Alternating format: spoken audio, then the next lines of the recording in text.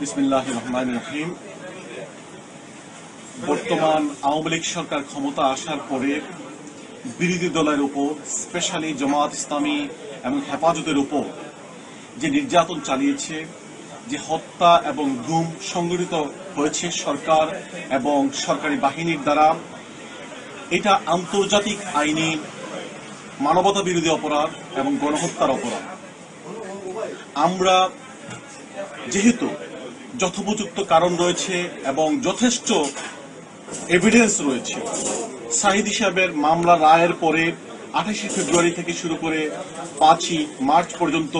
এবং 6 মে হেফাজতের উপর যে গণহত্যা সংঘটিত হয়েছে, দেশে বিদেশে আন্তর্জাতিক মিডিয়াতে যেভাবে রিপোর্ট এসেছে, সেই রিপোর্টের আলোকে এবং সরেজীবনে বাংলাদেশ থেকে এভিডেন্স কালেক্ট করার পরে আমি গত 11 মে 2013 প্রথমে ইন্টারন্যাশনাল ক্রিমিনাল কোর্টে বাংলাদেশের প্রধানমন্ত্রী শেখ হাসিনা এবং তাহার মন্ত্রী পরিষদ এর প্রভাবশালী মন্ত্রী পরিষদের মেম্বারবৃন্দ যথাক্রমে হাসানুল হক ইনু, স্বরাষ্ট্রমন্ত্রী মহিউদ্দিন খান আলমগীর, স্থানীয় সরকার প্রতিমন্ত্রী সৈয়দ আশরাফ এবং পুলিশ কমিশনার বেনজির আহমেদকে মামলার অন্যতম আসামি করে আমরা মামলা করেছি। এরপরে 2 দফা ইন্টারন্যাশনাল ক্রিমিনাল কোর্টের প্রসিকিউশন অফিসের সাথে আমাদের এভিডেন্স আদান প্রদান হয়েছে। সর্বশেষ গত 9 তারিখে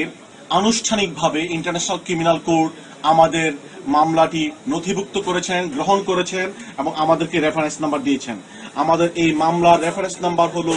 OTP CR 14713। আমাদের সাথে চিঠি দিয়ে জানিয়েছেন যে আন্তর্জাতিক আইনে, যেহেতু আন্তর্জাতিক ইন্টারন্যাশনাল ক্রিমিনাল কোর্টের যেহেতু বাংলাদেশ সদস্য এবং আমরা অনেক এভিডেন্স সাবমিট করেছি, সুতরাং তারা আন্তর্জাতিক আইনের নিয়ম অনুযায়ী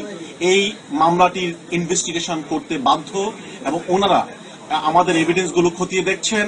এবং ওনারা দ্রুতই আমাদেরকে জানাবেন যে মামলার সেকেন্ড স্টেপ অর্থাৎ সরকারের বিরুদ্ধে তদন্ত করে গ্রেফতারি পরোয়ানা জারির পদক্ষেপের দিকে যাবেন বলে আমরা আশা করছি, যেহেতু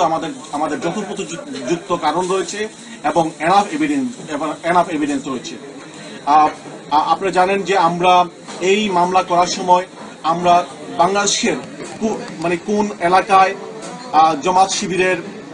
কতজন লোক নিহত হয়েছে, তার বাড়ি কোথায়, তার বাবার নাম কি,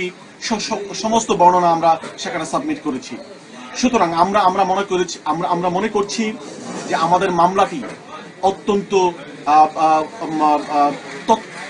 তথ্যবহুল এবং যথেষ্ট এভিডেন্স রয়েছে এবং ইন্টারন্যাশনাল ক্রিমিনাল কোর্ট এগুলো আমলে নিয়ে সরকারের বিরুদ্ধে যথাসময়ে পদক্ষেপ নেবেন এবং যথাসময়ে আমরা আশা করছি যে ইন্টারন্যাশনাল ক্রিমিনাল কোর্ট যেভাবে সুদানের প্রেসিডেন্ট ওমর হাসান আল বশিরের বিরুদ্ধে গ্রেফতারি পরোয়ানা জারি করেছিলেন, আমরা আশা করতেছি বর্তমান সরকার যে জঘন্য মানবতা বিরোধী অপরাধ করেছে, জেনোসাইড করেছে সাইদি সাহেবের মামলার পরে এবং হেফাজতের সমাবেশের রাতে, এটি অবশ্যই আন্তর্জাতিক আইনে গণহত্যা এবং মানবতা বিরোধী অপরাধ এবং ইন্টারন্যাশনাল কোর্ট যথাযথ ব্যবস্থা গ্রহণ করবে বলে আমরা আশা করছি।